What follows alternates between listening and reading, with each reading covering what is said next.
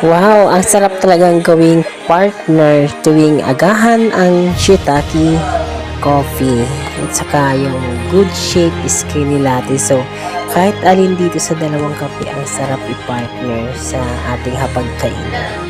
So, itry nyo nang magtimpla ng isang shiitake o kaya good shape skinny latte.